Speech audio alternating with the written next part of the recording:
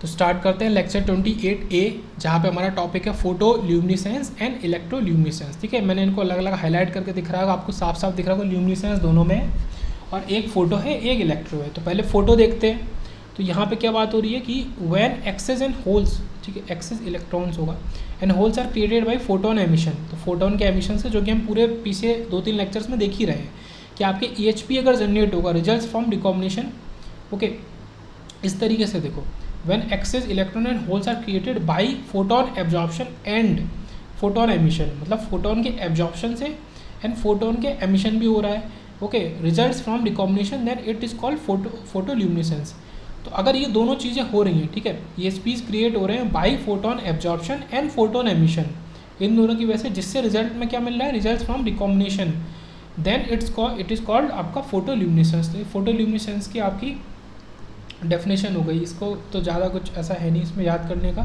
फिर आता है electroluminescence is a process of generating photons when excitation of axis carriers is, आपका यहाँ पे ये लिखा हुआ है कि ये किसकी वजह से, is due to an electric current cause by injecting carriers. Okay, फिर पढ़ते हैं इलेक्ट्रोल्यूमिनेसेंस। इसके नाम से पता चल रहा है कि यहाँ पे आपका जनरेशन तो हो रहा है but with the help of electricity. Okay, इस प्रोसेस ऑफ जनरेटिंग फोटॉन्स, यहाँ पे हम फोटॉन्स को जनरेट करते हैं, जैसा कि आपका LED में करते हैं ना। LED में क्या होता है, आप इलेक्ट्रिसिटी सप्लाई करके लाइट को जनरेट करते हैं। ओके, तो यही चीज़ यहाँ पे हो रही है कि फोटोल्यूमिनेसेंस में हम फोटोन की मदद से EHPs को जनरेट कर रहे हैं या फिर इलेक्ट्रिसिटी को जनरेट कर रहे हैं, और इलेक्ट्रोल्यूमिनेसेंस में हम इलेक्ट्रिसिटी की मदद से फोटॉन्स को जनरेट कर रहे हैं। ओके, तो जिस चीज़ की मदद से जनरेट करते हैं वो इसके डेफिनेशन के या फिर इसके टर्म के नाम में आता है।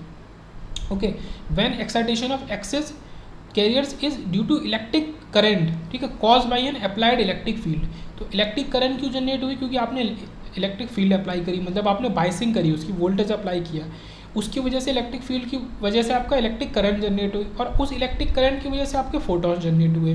We are mainly concern here with injection electroluminescence, ठीक है, result of injecting carriers across a PN junction. तो इलेक्ट्रोल्यूमिनेसेंस के अंदर भी उसका सब टाइप की हम बात कर रहे हैं, जो कि है इंजेक्शन इलेक्ट्रोल्यूमिनेसेंस। वो क्यों होता है, जब हम कैरियर्स को इंजेक्ट करते हैं, ठीक है, अक्रॉस अ PN जंक्शन, ठीक है, result of injecting carriers across a PN junction, ये चीज़ है। थोड़ी थोड़ी टर्म्स मिसिंग है इसमें, तो उसको मैंने अलग से लिख दिया है। ओके, तो ये आपका इलेक्ट्रोल्यूमिनेसेंस है। उसके बाद बात करते हैं तो light emitting diode and photo diode are example of this phenomena, और दोनों ही ये लाइट एमिटिंग डायोड LED और फोटो डायोड ही इस फिनोमिना के आपके एग्जाम्पल हैं। कैसे, इन ठीक है। उसके बाद आता है कि in these devices electric energy is converted directly into the photon या फिर लाइट एनर्जी। आपका इलेक्ट्रिक एनर्जी जो होती है वो डायरेक्टली आपकी चेंज हो जाती है फोटोन या लाइट एनर्जी में। कौन कौन सी, LED और फोटो डायोड। तो ये फोटोल्यूमिनेसेंस तो हम पूरे पीछे के पीछे लेक्चर्स में सोलर सेल है, जितनी भी चीज़ें उसमें फोटोल्यूमिनेसेंस ही होता है, वो पढ़ते आ रहे हैं। या इलेक्ट्रोल्यूमिनेसेंस हम पढ़ेंगे, और उन दोनों का हमने डिफरेंस देखा कि एक्चुअल में डिफरेंस है क्या। अब बात करते हैं ल्यूमिनेसेंट एफिशिएंसी की। देखो, दो तरीके से यहाँ पे आपका इलेक्ट्रॉन का ट्रांजिशन होता है, वो समझना बहुत ज़रूरी है। यह आपका EV है, ये सबको समझ में आ रहा होगा EV क्या है। ओके, यह आपका EC है। एक हमने बीच में एनर्जी लेवल ले लिया ET, ठीक है, जिसकी वजह से ट्रांजिशन होगा। तो एक तो आपका नॉर्मल ट्रांजिशन हो रहा है कि आपका EC से EV में आपका इलेक्ट्रॉन आ रहा है, जिसको हम क्या बोलते हैं, ये बोलते हैं डायरेक्ट ट्रांजिशन या फिर direct band to band recombination बोलते हैं। मतलब ट्रांजिशन तो हो रहा है बट इलेक्ट्रॉन वापस आके क्या हो जा रहा है, रिकम्बाइन हो जा रहा है, ठीक है, दोनों ही केस में रिकम्बाइन ही हो जा रहा है। ओके, एक्चुअल में हुआ क्या था, यहाँ से इलेक्ट्रॉन उठ के ऊपर गया और यहाँ पे होल बन गया। अब जब इलेक्ट्रॉन वापस आएगा तो फिर वो होल गायब हो जाएगा, तो रिकॉम्बिनेशन हो रहा है, वही चीज़ है। यह आपका डायरेक्ट टाइप का है, जो कि आपको ये आपको पिंक वाले से दिख रहा है, ये चीज़, ये डायरेक्ट टाइप का बैंड टू बैंड रिकॉम्बिनेशन है। रेडिएटिव रिकॉम्बिनेशन भी इसको बोलते हैं। और इसी में क्या होता है कि आपका फोटोन का एमिशन होता है। तो हम जो पढ़ रहे हैं आपका ये सेकंड वाला इलेक्ट्रोल्यूमिनेसेंस, उसमें यही चीज़ हो रही है। आपका फोटोन का एमिशन कैसे हो रहा है, आपका इलेक्ट्रॉन EC से EV में वापस आ रहा है। ओके, अब दूसरे तरीके का क्या है, ये देखो यहाँ पे पहले इलेक्ट्रॉन ने EC से ET में आया, वहाँ रुका, उसके बाद वो ET से EV में आया। तो देखो यहाँ कैसे हो रहा है कि इसको हम कहते हैं RG सेंटर बेस रिकॉम्बिनेशन, ठीक है, RG सेंटर बेस। और इससे क्या होता है, आपका फोटोन एमिट नहीं होता, इससे आपका हीट एमिट होती है बहुत सारी। ओके, और ये नॉन रेडिएटिव टाइप का रिकॉम्बिनेशन होता है। क्यों, क्योंकि फोटॉन्स को हम रेडिएशन मान के चलते हैं कि फोटोन इज रेडिएशन। तो वहाँ पे तो फोटोन आपका क्या हो गया, एमिट हो गए, तो वहाँ पे इसलिए उसको रेडिएटिव टाइप का रिकॉम्बिनेशन बोल दिया। यहाँ पे कोई रेडिएशन नहीं निकल रहा, केवल हीट निकल रही है, तो ये नॉन रेडिएटिव रिकॉम्बिनेशन हो गया। तो ये डायग्राम बहुत ज़रूरी था। अब इसी में हम डिफाइन करते हैं ल्यूमिनेसेंट या क्वांटम एफिशिएंसी को। ओके, तो luminescent efficiency is defined as a ratio of radiative recombination to the total recombination for all process. ठीक है, तो दोनों में रेट लगा है, तो ये किसका रेशियो है, radiative recombination rate to the ratio of total recombination rate. तो ये आपका है luminescent quantum efficiency eta Q equal to R R upon R. देखो यहाँ सारी चीज़ें समझ लो, ईटा क्यू क्या है, क्वांटम एफिशिएंसी या फिर luminescent quantum efficiency, R R क्या है, रेडिएटिव रिकॉम्बिनेशन रेट, और आर क्या है, टोटल रिकॉम्बिनेशन रेट।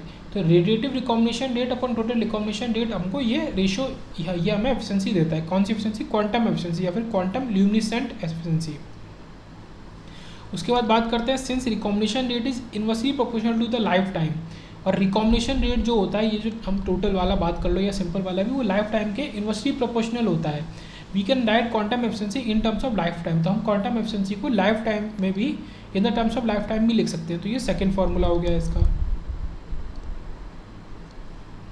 ओके, तो ऊपर क्या लिखेंगे, टाउ एन आर, नीचे क्योंकि टोटल लिखते हैं तो रेडिएटिव और नॉन रेडिएटिव दोनों लिखते हैं। ओके, तो ये चीज़ हो गया यहाँ पे, ये हमने ऊपर लिखा, नीचे दोनों का सम लिखा। तो टाउ एन आर क्या है आपका, नॉन रेडिएटिव लाइफ टाइम है, और इधर क्या है आपका, रेडिएटिव लाइफ टाइम है नीचे। अब क्योंकि हमने फार्मूले में लिखा था रेशियो ऑफ रेडिएटिव रिकॉम्बिनेशन, तो ये ऊपर आई थिंक थोड़ी सी गलती है, ये टाउ आर होना चाहिए। ओके, क्योंकि हम रेशियो किसका ले रहे हैं, हम रेशियो ले रहे हैं रेडिएटिव का और अपॉन उनके टोटल सम का। तो ये फार्मूला हो गया। इसको एक बार मैं स्टार लगा देता हूँ, आप चेक कर लेंगे, मैं भी चेक कर लूँगा। ठीक है, इस पॉइंट पे ये कि यहाँ पे ये टाउ एन आर है, बुक से या किसी भी जगह से चेक कर लेंगे, अपन tau R plus tau N, नीचे तो टोटल है ही transit time, okay, life time, और ऊपर इसका है रेडिएटिव वाला। तो आगे बात करते हैं, for a high luminescent efficiency, अगर हमें ज़्यादा ल्यूमिनेसेंट एफिशिएंसी चाहिए तो non radiative life time must be large. तो नॉन रेडिएटिव लाइफ टाइम जो होता है वो हमारा ज़्यादा होना चाहिए। Okay, non radiative life time हमारा ज़्यादा होना चाहिए, तो ऑब्वियसली बात है फिर यहाँ पे टाउ एन आर ही होगा फॉर्मूले में। तो ये इसकी वैल्यू जितनी ज़्यादा होगी उतना ही आपकी एफिशिएंसी की वैल्यू ज़्यादा होगी। ओके, ठीक है, मस्ट बी लार्ज। 10 द, ये पढ़ो, 10 the probability of non radiative recombination than radiative recombination is smaller. तो इसकी जो प्रोबेबिलिटी है आपकी नॉन रेडिएटिव रिकॉम्बिनेशन की, ये कम होनी चाहिए as compare to radiative recombination. I am sorry, ठीक है, थोड़ा सा यहाँ पे प्रॉब्लम क्या है कि नोट्स जो ये बने हुए हैं किसी और के हैं, बोरोड है, और थोड़ा सा यहाँ पे गड़बड़ी बहुत ज़्यादा है इनमें, तो इस वजह से कन्फ्यूज़न ज़्यादा हो रहा है। ओके, तो ये कह रहा है कि 10 the probability of non radiative recombination is smaller than the radiative recombination. तो जो प्रोबेबिलिटी है नॉन रेडिएटिव रिकॉम्बिनेशन की, ठीक है, इसकी जो प्रोबेबिलिटी है वो कम होनी चाहिए, ठीक है, लेस होनी चाहिए as compare to radiative recombination. अगर आपको एफिशिएंसी ज़्यादा रखनी है तो इस पॉइंट को एज इट इज ऐसे याद कर लेंगे। अब बढ़ते हैं आगे मटेरियल के ऊपर कि एन इम्पॉर्टेंट सेमीकंडक्टर, ठीक है, सेमीकंडक्टर आपको पता है डायरेक्ट बैंड गैप और इनडायरेक्ट बैंड गैप दो तरह के होते हैं। तो डायरेक्ट वाला जो हम यूज़ करते हैं ऑप्टिकल डिवाइसेस में वो है आपका गैलियम आर्सेनाइड, ठीक है, ये तो एकदम ईजी वाला हो गया, छोटा छोटा सा एज इट इज़, इसमें कुछ भी ज़्यादा अलग नहीं है। अब अलग तरीके का देखते हैं कि another compound semiconductor that's of great interest is ALX, gallium 1-X और आर्सेनाइड, ठीक है, इसको अभी समझेंगे ये ऐसा क्यों है। There is a compound semiconductor, sorry this is a compound semiconductor in which ratio of allium atoms to gallium atoms can be varied to achieve specific characteristic, ठीक है। ये समझो यहाँ पे हम क्या कर रहे हैं, ये फॉर्मूला है। अब आप इससे सीधे से समझो कि अगर आप x को 0 रख दो तो आपका इससे एल्यूमिनियम कट गया, तो आपका फॉर्मूले में क्या बचा, केवल बचा आपका गैलियम आर्सेनाइड। मतलब ये इस तरीके का कंपाउंड है कि x की वैल्यू को चेंज करके हम एल्यूमिनियम और गैलियम की वैल्यूज़ को चेंज कर सकते हैं, ओके, उनके रेशियो को चेंज कर सकते हैं। अगर आपने x को 1 रख दिया, सोच के देखो, तो ये 0 हो गया, तो आपका गैलियम कट गया और आपका एल्यूमिनियम आर्सेनाइड मिल गया आपको, ठीक है। तो हम x की वैल्यू को चेंज करके अपने हिसाब से जो मर्जी हो हम वो कंपाउंड बना सकते हैं। मतलब एक ही कंपाउंड से आपके दो अलग अलग टाइप के सेमीकंडक्टर निकल के आ रहे हैं, ओके, यही चीज़ हम यहाँ पे कर रहे हैं। तो देखो यहाँ पे ये है आपका aluminium x gallium 1 - x arsenide. तो यहाँ पे हमने क्या किया कि इफ़ एक्स इजकल टू 0 तो एल्यूमिनियम 0 हो गया, तो गैलियम आर्सेनाइड मिल गया, कोई भी एल्यूमिनियम नहीं है तो देखो गैलियम आर्सेनाइड मिल गया जिसका बैंड गैप होता है 1.424 इलेक्ट्रॉन वोल्ट। तो देखो ये हमने डायग्राम बनाया है, इस एक्सिस पे एक्स है। अब देखो यहाँ पे जब x 0 है, इस जगह पे x 0 है तो आपको ये मिल रहा है गैलियम आर्सेनाइड, इस पॉइंट पे आपको गैलियम आर्सेनाइड मिल रहा है साफ साफ। ओके, तो ये हमने यहाँ पे बना दिया। और यहाँ पे ऊपर क्या है, इस एक्सिस पे Eg की वैल्यू है, तो Eg की वैल्यू 1.424 मिल रही है। अब हम क्या करेंगे, x को 1 कर देंगे तो एल्यूमिनियम 1 हो जाएगा, और नो यहाँ पे कोई भी गैलियम नहीं है तो ये हमारा क्या दे देगा, एल्यूमिनियम आर्सेनाइड दे देगा। देखो इस पॉइंट पे आपको एल्यूमिनियम आर्सेनाइड मिल रहा है जिसकी बैंड गैप की वैल्यू होती है 3.018, ठीक है, ये 3.018 इलेक्ट्रॉन वोल्ट, जो कि पिछले वाले से काफ़ी ज़्यादा है। तो इस तरीके से ये ग्राफ बना आपका कि x की वैल्यूज़ को अलग अलग वैल्यूज़ के लिए आपका, अच्छा हम बीच में कोई वैल्यूज़ भी रख सकते हैं, ठीक है। तो ये ग्राफ उसी तरीके से आपका आगे बढ़ेगा, ठीक है। इसमें एक चीज़ आपको ऑब्वियसली पता है कि x इक्वल टू 0 पे जितना बैंड गैप है अब उससे ज़्यादा ही मिलने वाला है आगे, ठीक है, उससे कम नहीं होगा। तो यहाँ देखते हैं कि Eg minus 1.424 okay equal to 3.0128 minus 1. ये मोल फ्रैक्शन टाइप का फार्मूला कुछ लगाते हैं, ठीक है। ये फार्मूला आपका केमिस्ट्री से आया है, हम इसको डायरेक्ट बस यहाँ पे इस्तेमाल कर रहे हैं। ओके इधर 1 - 0, इधर सॉरी केमिस्ट्री से नहीं आया है, ये आपका यहाँ पे स्लोप और जो होता है ना y2 - y1 upon x2 - x1, इस तरीके से जो फार्मूला होता है उसका इस्तेमाल किया है हमने, ठीक है, मैथमेटिक्स के अंदर का, इस ग्राफ से, ठीक है। 0 पे ये वैल्यू दे रहा है, 1 पे ये वैल्यू दे रहा है, तो वही चीज़, तो इसका हमने इस्तेमाल किया है। देखो ये x - 0, 1 - 0, ये इस तरीके से, ये 1 - 0 क्या होगा, ऑब्वियसली बात है y2 - y1 होगा। ओके तो ये यूज़ करके Eg की जो एक particular value I in terms of x, जिसका हम इस्तेमाल भी कर सकते हैं, काफ़ी ज़्यादा इंपॉर्टेंट फार्मूला है कि Eg in term of x, मतलब आप ये इस x की वैल्यूज़ को अलग अलग करके आप Eg की फाइनल वैल्यू को निकाल सकते हैं। देखो करके देखो, अगर आप x की जगह 0 रख दो तो Eg आपको दे देगा 1.424, x की जगह 1 रख दो तो इन दोनों को जोड़ के मिल जाएगा 3.018। तो ये फार्मूला आपका Eg का इन टर्म्स ऑफ x निकल के आया। आगे पढ़ते हैं, फॉर 0 से लेके 0.45 x की इतनी वैल्यू के लिए the material is a direct band gap semiconductor, ठीक है, बैंड गैप मटीरियल। तो इतनी वैल्यू के लिए x की केवल कहाँ तक, 0 से लेके, देखो 0 पे तो आपको गैलियम आर्सेनाइड मिल रहा है जो कि ऑब्वियसली बात है एक direct band gap semiconductor material ही होता है, और 0.45 तक तो मटीरियल आपका direct band gap semiconductor material है। बट x ग्रेटर देन 0.5 से अगर करेंगे बात तो मटीरियल आपका indirect band gap semiconductor material मिल जाएगा, और जो कि आपका ऑप्टिकल डिवाइसेस के लिए सूटेबल नहीं है। तो हमें याद रखना है कि इनडायरेक्ट आपका not suitable for optical devices, indirect band gap semiconductor material. इसी तरीके से एक और बात करते हैं, another compound semiconductor use for optical devices is आपका गैलियम आर्सेनाइड 1 - x और फॉस्फाइड x। मतलब यहाँ पे किस किस में चेंज होगा, आर्सेनाइड और फॉस्फाइड, मतलब एक बार तो आपको गैलियम आर्सेनाइड मिल जाएगा और एक बार आपको गैलियम फॉस्फाइड मिल जाएगा। तो इसमें भी सेम वही कि 0 से लेके 0.45 तक x की वैल्यू के लिए ये आपका direct band gap semiconductor material होगा, और x ग्रेटर देन 0.5 से ये आपका indirect band gap semiconductor material बन जाएगा, जो कि आपका ऑप्टिकल डिवाइसेस के लिए सूटेबल नहीं होता है। अब नेक्स्ट टॉपिक पे चलते हैं, लास्ट टॉपिक है हमारा लेक्चर का ही और इस पूरे चैप्टर का, LED। It is a PN junction diode which emits light in forward bias. तो LED हमेशा फॉरवर्ड बायस में काम करती है, ये सबको पता होना चाहिए। ओके सिंपल ये पीएन जंक्शन डायोड ही होता है, बट ये एमिट करता है लाइट को। और यहाँ पे ऑपरेटिंग प्रिंसिपल है इंजेक्शन इलेक्ट्रोल्यूमिनेसेंस, जो हमने ऊपर भी देखा था, इलेक्ट्रोल्यूमिनेसेंस के सब केस में देखा था जब हम चार्ज कैरियर को इंजेक्ट कर रहे थे, ठीक है। तो सब case of electroluminescence is injection electroluminescence. फिर आता है कि when we apply voltage across PN junction resulting in diode current, उससे डायोड करंट बनती है, which can in turn produce photons and light. और वही डायोड करंट आपका वापसी में आपको फोटोन और लाइट जनरेट करके देती है, is known as injection electroluminescence, ठीक है। तो सिंपल सा डेफिनेशन हो गया। उसके आगे बात करते हैं कि स्पेक्ट्रल आउटपुट ऑफ LED में है, ठीक है, रिलेटिवली वाइड वेवलेंथ। तो जो स्पेक्ट्रल आउटपुट होता है LED का, उसमें काफ़ी ज़्यादा वाइड वेवलेंथ आपको मिल सकती है। ओके कितनी, 30 से 40 नैनोमीटर तक, ठीक है, ये आपका बैंडविड्थ बोल सकते हैं या फिर वेवलेंथ की रेंज बोल सकते हैं। ओके 30 से 40 nanometre. However its initial spectrum is narrow, जबकि इसका इनिशियल स्पेक्ट्रम आपका नैरो ही होता है, narrow enough so that particular output is in visual range, ठीक है।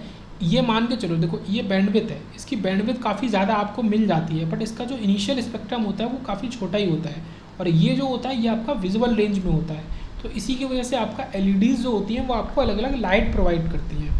ओके अब बात करते हैं generating light. As we know that photons are emitted if direct band to band decomposition happens. ठीक है, अगर आपका फोटॉन्स कब, ये देखो हमने ऊपर देखा था ना फॉर्मूले में, अगर आपका ये डायग्राम में अगर आपका डायरेक्ट डिकॉम्बिनेशन हो रहा है यहाँ से यहाँ, ठीक है, ये EC है और ये EV है, तभी आपके फोटॉन जनरेट होंगे। अगर आपने किसी तरीके से ये इनडायरेक्ट डिकॉम्बिनेशन कर दिया, पहले आप यहाँ से यहाँ आए और फिर यहाँ से यहाँ आए, तो उसमें हीट जनरेट होती है।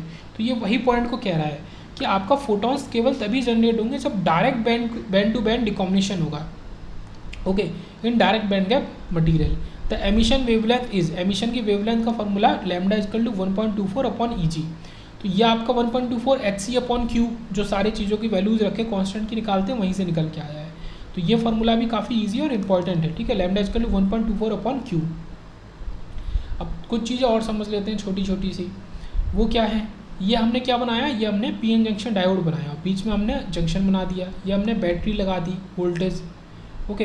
तो जब आप बैटरी लगाएंगे जिसका वोल्टेज VA है, जो करंट I प्रोवाइड कर रहा है, तो बैटरी की करंट की वजह से ही आपका ये एमिट करेगा लाइट को कुछ इस तरीके से, ठीक है, लाइट को एमिट। ये हमने क्या बनाया कि डायग्राम बना दिया, ओके। तो इंजेक्टेड कैरियर, माइनॉरिटी कैरियर हमने इंजेक्ट किया, देखो मान लो इस तरफ से उस तरफ हमने माइनॉरिटी कैरियर्स को इंजेक्ट किया। तो यहाँ पे इस तरीके से डायग्राम, ये डायग्राम हम डिटेल में डिस्कस कर चुके हैं, ये जो चैप्टर 2 है और हमारा लेक्चर करीब लेक्चर नंबर 20 से लेके और 24-25 के बीच में, ये सारे इस तरीके के बहुत सारे डायग्राम। तो हम ये क्या कह रहे हैं कि इस जगह पे बिल्कुल इसके पास में, ठीक है, ये तो आपका डिप्लीशन रीजन है बीच का, ये x इक्वल टू -x भी है ये पॉइंट, और ये point x equal to xn है, ये n वाली साइड है, ये p वाली साइड है, कि बिल्कुल इसके पास में सबसे ज़्यादा आपका रिकॉम्बिनेशन होगा, ओके। और फिर ये किसका ग्राफ किस चीज़ का है, ये आपको साफ साफ अगर देखो तो ये रिकॉम्बिनेशन का ग्राफ है कि रिकॉम्बिनेशन जैसे जैसे आप दूर जाएंगे वैसे वैसे घट जाएगा, दूर मतलब डिप्लीशन रीजन से n साइड की एकदम दूर,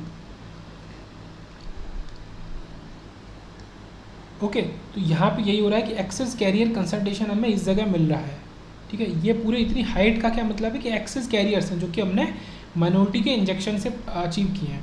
ये क्या लिखा है कि recombination will result in generation of photons और लाइट। तो यहाँ पे जो रिकॉम्बिनेशन हो रहा है वही उसी की मदद से हमें फोटोन मिल रहे हैं। देखो यहाँ सबसे ज़्यादा रिकॉम्बिनेशन हुआ, फिर रिकॉम्बिनेशन घटता गया, मतलब अब फोटोन के नंबर मिलने कम होते गए और आखिरी में बिल्कुल 0 पे आ गया। तो ये बात हो रही है यहाँ पे कि जो आपका डिप्लीशन रीजन है कि उसके बिल्कुल जस्ट पास में सबसे ज़्यादा रिकॉम्बिनेशन हो रहा है, और फिर जैसे डिस्टेंस बढ़ेगी आपका रिकॉम्बिनेशन कम होता जाएगा, और उसकी रिकॉम्बिनेशन की वजह से ही आपको फोटॉन्स मिल रहे हैं, जिसकी वजह से आपको लाइट एमिट होती हुई दिख रही है। Also maximum recombination will take place near about the junction, वही वाला point, and maximum light output is centred near the junction, और सबसे ज़्यादा लाइट आउटपुट आपको जंक्शन के पास या बिल्कुल सेंटर में ही मिलेगा। उसके बाद क्या बात करते हैं कि Pn of xn is directly proportional to e⁻⁴ ठीक है। ये फार्मूला बहुत पुराना फार्मूला है, और इससे क्या निकल के आया कि लाइट का जो आउटपुट है, ये लाइट का आउटपुट है वो रिकॉम्बिनेशन रेट पे डिपेंड कर रहा है, डायरेक्टली प्रोपोर्शनल है। और किसके डायरेक्टली प्रोपोर्शनल है, e⁻⁴ के डायरेक्टली प्रोपोर्शनल है। क्यों? देखो लाइट का आउटपुट आपका एक्चुअल में हो किसकी वजह से रहा है, आपका करंट की वजह से हो रहा है, जो करंट जनरेट हुई है, जो कि वोल्टेज की वजह से जनरेट हुई है, जो हमने बैटरी लगाई है। अब करंट का फॉर्मूला होता है I = IS e⁻⁴ तो करंट आपका इटसेल्फ डिपेंड करता है e⁻⁴ पे, तो जो आपका लाइट का आउटपुट होगा वो भी आपका e⁻⁴ पे डिपेंड करेगा इस वजह से, ओके। ये समझ में आया होगा। तो ये चीज़ हमने करी। उसके बाद लाइट एमिट जो हो रही है वो directly proportional to current due to forward bias, वही वाली बात जो मैंने यहाँ पे आपको बता दी कि जो लाइट एमिट हो रही है वो डायरेक्टली प्रोपोर्शनल है किसके, कितनी करंट जनरेट हो रही है फॉरवर्ड बायस में, और उसी को हम डिफ्यूजन करंट भी बोलते हैं। तो डिफ्यूजन करंट के डायरेक्टली प्रोपोर्शनल है लाइट एमिटेड, कि कितनी ज़्यादा लाइट एमिट करेगा एक एलईडी, ये डिपेंड करेगा कि कितनी ज़्यादा करंट जनरेट हो रही है उसके अंदर, okay. LEDs radiated different colours, ये काफ़ी इंपॉर्टेंट टॉपिक है कि एलईडीज आपको, देखो एलईडी तो पता है सबको, अलग अलग कलर की, रेड कलर की एलईडी, येलो कलर की एलईडी, ग्रीन कलर की एलईडी, अलग अलग कलर की एलईडीज आपको मिलती हैं, सबको पता है, ओके। ब्लू कलर की एलईडी पर ऐसा कैसे होता है ये देखते हैं। LEDs radiate different colours, red, green, orange, blue, white, जो भी, और कुछ एलईडीज आपका इंफ्रारेड लाइट भी एमिट करती हैं जो कि हमें दिखेगी नहीं, ठीक है। एलईडी ग्लो कर रही है बट आपको कुछ उसमें कलर नहीं दिख रहा होगा। Also the wavelength emitted light, ठीक है। तो जो वेवलेंथ एमिट कर रहा है, जो लाइट का कलर किस पे डिपेंड करता है कि किस वेवलेंथ की लाइट को वो एमिट कर रहा है, ओके। और वो किस पे डिपेंड करेगा, एक्चुअली में वेवलेंथ ऑफ लाइट आपका डिपेंड करेगा या कलर जिसकी वजह से निकल के आ रहा है बैंड गैप पे, कि मटेरियल का बैंड गैप कितना है, ठीक है, band gap of the material, hence colour of the light emitted light depends on the material, मतलब मटेरियल पे और मटेरियल के बैंड गैप पे, उस बैंड गैप से आपका वो किसको इफेक्ट कर रहा है, वेवलेंथ को, ठीक है। तो कौन सा मटेरियल है वो डिसाइड करेगा कि क्या बैंड गैप है उसका, और क्या बैंड गैप है वो डिसाइड करेगा कि कौन सी वेवलेंथ पे लाइट एमिट होगी, और किस वेवलेंथ पे लाइट होगी एमिट होगी, ये डिसाइड करेगा कि वो कौन से कलर की होगी। एग्जाम्पल के तौर पर gallium arsenide infrared, gallium phosphide red और green, gallium arsenide phosphide red और येलो, ठीक है। सिंबल ऑफ एलईडी सिंपल सा होता है आपका, पीएन जंक्शन डायोड बना दो और उससे आप ऐसे एमिट होते हुए ये दिखा दो, या इस तरीके से बना दो, ठीक है, या तो स्ट्रेट लाइन में बना दो या आप ऐसे ऐसे दिखा सकते हो, ठीक है। ये एलईडी का सिंबल है। ये हम पहले ही देख चुके हैं कि एलईडी का जो कट इन वोल्टेज होता है वो नॉर्मल उससे ज़्यादा होता है, ओके, नॉर्मल डायोड के कट इन वोल्टेज से और ज़्यादा होता है, ये हम पहले ही देख चुके हैं, ठीक है। V gamma of LED is greater than V gamma of silicon या फिर नॉर्मल डायोड। आगे बढ़ते हैं, ये इसका ग्राफ हो गया, और ये केवल फॉरवर्ड बायस में वर्क करता है, तो केवल यही इसका आईवी कैरेक्टरिस्टिक हो गया, सिंपल सा, ओके, ये वाला जो बना हुआ है। फिर बात करते हैं कि इस तरीके से याद करना, ठीक है, ये बहुत ज़्यादा इंपॉर्टेंट पॉइंट है। इसमें क्या होता है कि अलग अलग कलर के बीच में कंपैरिजन पूछा जा रहा है कि किसका कट इन वोल्टेज ज़्यादा है किसका कम। देखो इसको इस तरीके से याद करो कि जो आपका वेवलेंथ की अगर बात करें तो वेवलेंथ जो होती है वो किसकी ज़्यादा है किसकी कम, आप विबग्योर से याद कर सकते हो। सबसे पहले विबग्योर में बी आता है, तो वेवलेंथ ब्लू लाइट की सबसे कम होती है। फिर आपकी ग्रीन लाइट की, देखो ये तो आपको पता है ना कि ये जो विजुअल रेंज की लिमिट है वो करीब 350 से 700 कुछ इसी के बीच में लाई करती है, तो ये वैल्यू बढ़ रही है वेवलेंथ की, है ना, बढ़ रही है, इधर से आप इधर जा रहे हैं। वॉयलेट की वेवलेंथ सबसे कम और रेड की वेवलेंथ सबसे ज़्यादा, तो ब्लू की वेवलेंथ सबसे कम, फिर ग्रीन और फिर रेड, और इन्हीं के बीच में ऑरेंज येलो जो भी। तो हमेशा वेवलेंथ और आपका जो कट इन वोल्टेज होता है वो एक दूसरे के बिल्कुल अपोजिट होते हैं। तो ये आपका इस तरीके से हो गया, ठीक है। और आपको फार्मूला भी तो पता है ना कि delta equal to EG equal to, ये वाला फार्मूला आपका कहाँ गया, ये lambda equal to 1.24 upon EG, या फिर वही एक ही बात हो गई, कहाँ गए वापस, हाँ, मतलब या तो आप ऐसे लिख सकते हो E g equal to 1.24 upon lambda, या lambda equal to 1.24 upon E g, ठीक है, एक दूसरे के इन्वर्सली प्रोपोर्शनल है। तो अगर ब्लू की सबसे कम वेवलेंथ है तो फिर बैंड गैप ब्लू का सबसे ज़्यादा होगा, और अगर बैंड गैप ब्लू का सबसे ज़्यादा होगा तो कट इन वोल्टेज ब्लू का सबसे ज़्यादा होगा। ये आपका रेंज हो गया, रेड का सबसे कम कट इन वोल्टेज और ग्रीन का फिर, और फिर ब्लू का। तो आप इस तरीके से याद कर सकते हो, विबग्योर की मदद से आप वेवलेंथ को याद कर सकते हो और ईजी और कट इन वोल्टेज को उसका अपोजिट कर सकते हो, ठीक है। ये काफ़ी काम का चीज़ हो गई। फिर आखिरी बिल्कुल लास्ट है लेक्चर का, वो देख लेते हैं। आखिरी टॉपिक है इंजेक्शन लेज़र डायोड, ILD, जिसके लिए आपको थोड़ा बहुत कॉन्सेप्ट लेज़र के पता होने चाहिए। तो when emitted light is coherent, जब आपकी लेज़र की क्या खासियत है कि लेज़र की जो लाइट होती है वो मोनोक्रोमेटिक होती है, कोहेरेंट होती है, और आपका LED नॉन कोहेरेंट होती है और नॉन मोनोक्रोमेटिक होती है। देखो इसका समझने का सीधा सा तरीका है, जैसे ये मैंने एक LED बनाई, ये एक LED है, इसकी लाइट जो आपकी निकलेगी वो ऐसे स्प्रेड होगी पूरी डायरेक्शंस में, ठीक है, सारी डायरेक्शन में। मान लो ये पिंक कलर का LED है, ठीक है, ये इस तरीके से हर जगह आपको एमिट कर रहा है लाइट। ये आपका नॉन कोहेरेंट हो गया, ये लेज़र है। लेज़र लाइट क्या होती है, जैसे ये लेज़र आपने ली, एक लेज़र का ये डिवाइस है, ये लेज़र निकालेगी, तो ये लेज़र जो निकली ये ऐसी निकलेगी बिल्कुल स्ट्रेट लाइन में, ठीक है, ये फैलेगी नहीं इधर उधर। तो ये लेज़र और ये इसमें अंतर है, ये आपका नॉन कोहेरेंट है, ये आपका कोहेरेंट है, ये मोनोक्रोमेटिक है और ये नॉन मोनोक्रोमेटिक है, ये डिफरेंस है, ठीक है। तो आपका जो लाइट यहाँ होती है वो एसेंशियली मोनोक्रोमेटिक होती है। Then such diode is known as ILD, तो इस डायोड को हम ILD कहते हैं। और आगे देखते हैं, LED and ILD are two main type use as a optical sources, दोनों ही ऑप्टिकल सोर्सेज की तरह यूज़ होते हैं। ILD है, इसके पास दो चीज़ें होती हैं, ठीक है, दो अलग चीज़ें। शॉर्टर राइज टाइम, इसका राइज टाइम जो होता है वो काफ़ी कम होता है देन LED के कंपेरिजन में, which makes is more suitable for high data rate. तो ILD को हम usually high data rate applications में इस्तेमाल करते हैं, क्योंकि इसका जो राइज टाइम होता है वो आपका शॉर्टर होता है, ओके। इसका एप्लीकेशन हो गया सिंगल एप्लीकेशन। उसके बाद बात करते हैं इन एडिशन मोर, ठीक है, can be coupled, I think यहाँ पे मोर ऑप्टिकल पावर, ये है optical power can be coupled. इसमें और क्या होता है कि इसमें ज़्यादा से ज़्यादा और ज़्यादा ऑप्टिकल पावर को कपल किया जा सकता है इन अ फाइबर विद ILD। अगर हम ILD का इस्तेमाल करें एक फाइबर में, ओके, OFC, ऑप्टिकल फाइबर जो होता है use in long distance communication, तो इसको हम लॉन्ग डिस्टेंस कम्युनिकेशन में यूज़ भी कर सकते हैं। ये कुछ इसके एप्लीकेशंस हो गए। अब कुछ डिसएडवांटेज हैं ILD के, क्या? क्योंकि ये टेम्परेचर पर डिपेंड करता है, ये इसका एक डिसएडवांटेज है। ओके, ILD जो होता है आपका ये टेम्परेचर पर डिपेंड करता है। अब इसमें कंपैरिजन देख लेते हैं। LED आपका नॉन कोहेरेंट है, सबको पता है। ILD आपका क्योंकि उसमें लेज़र इन्वॉल्व हो गया, ये कोहेरेंट है। एमिशन जो हो रहा है has a range of frequency on wavelength, यहाँ पे रेंज जैसा कि हमने देखा था ना वाइड वेवलेंथ, ये वाला टर्म हमने देखा था LED को पढ़ते हुए, यहाँ पे एसेंशली मोनोक्रोमेटिक है। स्पॉन्टेनियस एमिशन होता है LED का, और इसका ILD का स्टिमुलेटेड एमिशन होता है। स्टिमुलेटेड कहाँ से आया? लेज़र के फुल फॉर्म से आया। Laser is light amplification by stimulated emission of radiation, तो ये आपका लेज़र का फुल फॉर्म हो गया। बाकी कुछ नहीं है, ये एक क्वेश्चन है उसी फॉर्मूले पे आपका lambda is equal to 1.24/EG, इसी का इस्तेमाल करके किया है।